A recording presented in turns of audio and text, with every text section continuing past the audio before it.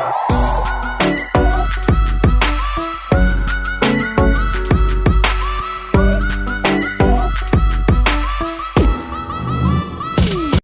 वालेकुम रहमतुल्लाहि व बरकातहू।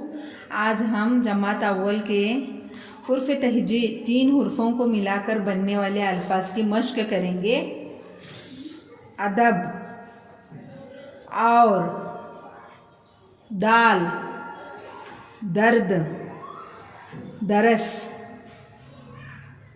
डोर, डाक, डाल, डोर, डोल, रात, ज़ोक़, ज़ात, राज, राह, ज़रद, वज़न, ओट, दौड़, राज, दार, राख, रास, दास, राज।